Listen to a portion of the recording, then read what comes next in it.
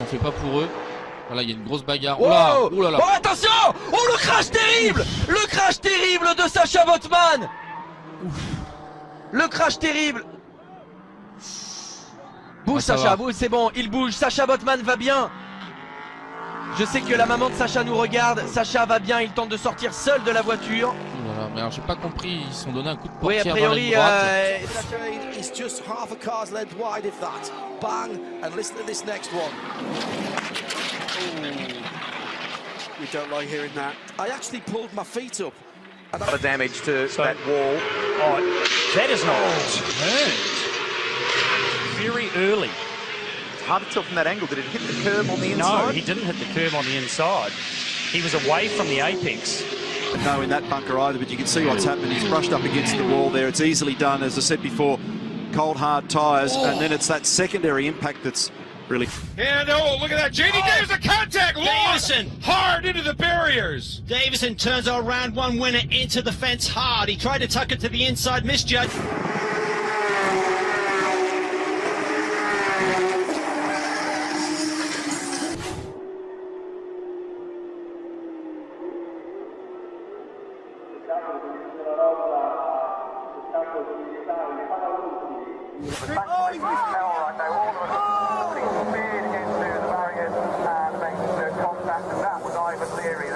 Big collision there. On board the Stabler now, they touch very hard into the wall. Let's have another look at this. He's on the curb, he's all right. He turns and then the back just slipped.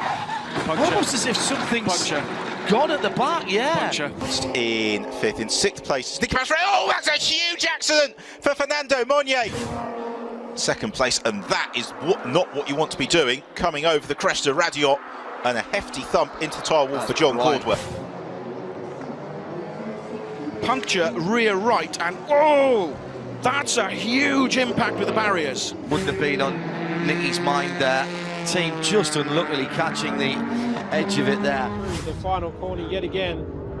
Onto this great main straight here at Phillip Island. Oh, Newbound's taken a bit of grass and he's into the wall on the inside. Huge contact with the inside wall. What's all this about? Dear me. I mean, I have to see that again to form an opinion. De costado otra vez, se tocaron primero y segundo, afuera coche, directamente y Bosco adelante se pegó.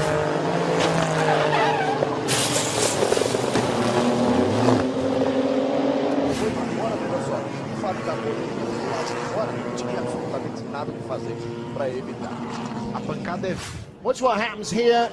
We're in top gear, flat out, and the car just turns into the barriers, and that is an impact. Maybe it was the entire wheel that came off then. That was a huge shunt. Muller couldn't avoid it. And, WTCC. No, he went off right further round.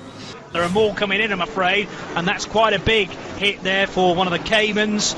Two more to join it as well. Looping into a spin on the Grand Prix circuit. That wet curbing there, in fact, even when it was dry in the night time and early in the morning, that's caught out a lot of drivers. We've seen a lot of crashes there. He's particularly gone off really quite hard. Probabilmente è ancora un errore di Gianluca Giraudi, questa volta bruttissima, è andata in acqua plana. Hard in the wall. Oh, that was a hard lick. And that is Brian Vickers. Another right rear tire went down to me. My God, some sort of right up ahead, right in the middle. Bam. Gosh, that was hard hit. Otters have got to be telling these guys. Oh, and Gerhard gets shuffled out. Oh, hard contact into the wall. The number 14 of Dustin Knowles really slams into the wall. Another car, two cars involved. Gerhard is junk. Mark Thompson, the 66 involved. Actually sound, and they have repaired it with big one. Oh my goodness. The 25 hit hard. That's Chris Cochran. Gosh, that's a hard hit. Scary moment coming off of turn 2. This will really show it. Watch this 3,400-pound race car, just pitched around. See what it did to that right front tire? About ripped it off. Logano goes, he loses control of his car. Yeah, you cannot blame that on Elliott Sadler, no doubt. He went to go high, the 22 blocks, so he changed it, and he says, all right, I'm going to go low, and it just pulled the air off the 20. Tomley and Nemechek get together, and the caution is out. More contact. on the top, crashing on the middle. Big hit for Parker Kligerman. Yeah, John went him a little bit too. He definitely ran a low line there. Yeah. Pow. That is a, look at that safer bear. Look at, oh my gosh, how the car vicious hit. Mean. Imagine that, no matter how good a shape you're in. That between your top speed on the straightaway and your minimum speed in the corner. Oh, whoa! And around goes Takuma Sato back into the wall. And that's a hard hit right there. He just wide. Oh. And sounded the same. That's the worst noise in IndyCar racing, man. When you...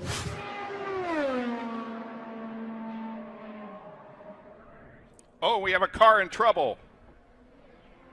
Car in trouble. That is close. Karam is in trouble. Hard crash. I just started to say bail out of it. It's not worth it at this point in the race. He had worked his way up to 6th place. Ten się cały czas broni, wjeżdża pod niego Protasiewicz Milika! Jakiż to był straszny upadek! He's going to take Zagar wide. Zagar's going to switch back up the inside. Can he return the compliment? Oh! Big crash! Oh, they touch coming out of turn 4. Alam, di perebutan di belakang. Saya kira itu adalah nombor Asha juga terjatuh. Pelanggaran dua pelumba yang melanggar di yang terjatuh di litar nomor 22. Itu adalah Haris Dennis Iswandi yang mengalami kemalangan. Persaing ini kita saksikan, dia terlanggar di bahagian pagar. The 2 of Brad Keselowski now on the pit road. You see the number of laps. Right front wheel is. Yeah, you see the number of laps of Brad Keselowski ran. You're starting to see their hand there, Kelly, on how long they can run. And it sounded like Brad maybe didn't. Oh, and you see he's just hit a crew member, so this is a disastrous stop for Brad Keselowski. He went through his pit stall. He didn't hear Paul Wolf, his crew chief, call him in the lap before, so they're a lap behind. And now just disaster as he went through his pit box. He saw the crew member get hit in a tire, go flying into the 2. They have had issues with pit stops before. It's one of the things that Paul Wolf told me they want to work on in these next 6 races ahead of the chase. I'll take another look. Coming onto pit road and into his pit stall, he's just too fast. Hope all these guys are okay. Obviously that was a big fall, but see all the brake dust on the left front wheel. I just wonder they were using so much brake, and we're going to see a lot of brake dust here, but I just wonder if he's using so much brake that the brakes didn't work the way he was anticipating them to. You know, sometimes it's easy to, you're trying to get in pit road as hard as you can. You're trying to get your stall as hard as you can. The car just didn't get stopped. I mean, obviously it's, falls on Brad, but I just wonder if he didn't anticipate it because the brakes weren't working quite as effectively as he had planned. We have a huge fire on the pit lane. It looks like it's right down around the Eric McClure. We got a guy on fire too behind the wall. Oh my goodness, a scary situation on pit road here at Richmond. Safety workers were quickly there to extinguish the fire. That's Brendan Gaughan's pit. I saw Eric McClure's, couldn't see who was on fire because of all the flames and smoke. Wow. Wow, look at the fuel, man. We haven't seen a fire like that in a long time. Anthony O'Brien, the rear tire changer, doing his job, and watch what happens.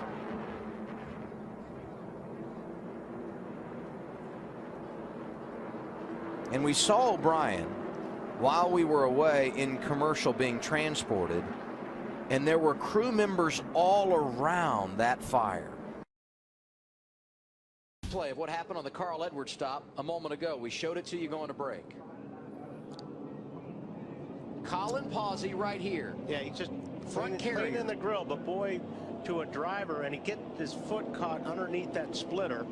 Yeah. And for a driver, normally when the jack is dropped, that's his signal to go. So Carl Edwards did what he's supposed to do, but he just didn't quite get out of the way quick enough.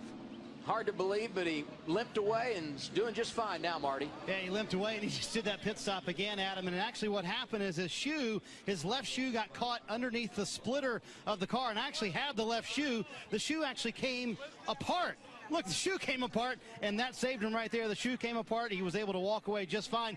And you know what they were doing? He was pulling that tape we've been talking about for 10 minutes off of the grill, trying to get Carl Edwards' car a little bit cooler, but thank goodness to the shoe, everything was all good. laps ago, took his car into the garage area. Now here's Keselowski and Menard.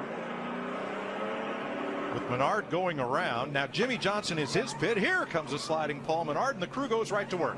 Yeah, Paul Menard's crew, they were able to go ahead and do this because, as you see, he is in the pit box even with that left rear tire. So what they did was perfectly legal. However, Jimmy Johnson had to back up to get out of his pit stall and lost 10 positions. Looking at Sam Hornish Jr. on the racetrack, watch this yellow car leaving its pit stall a minute ago. Conditions are tight on the racetrack. They're tight on the pit road here at Bristol as well. I don't know how many times we've seen that here. Coming out of your pit stall, just don't have enough room. Wow. That's a close call right there. I hope he's okay. Looks like he is. He's going around to finish his pit stop. Right sides for Keselowski. Oh, contact there as David Rudiman was just coming to his pit stall. Back it up.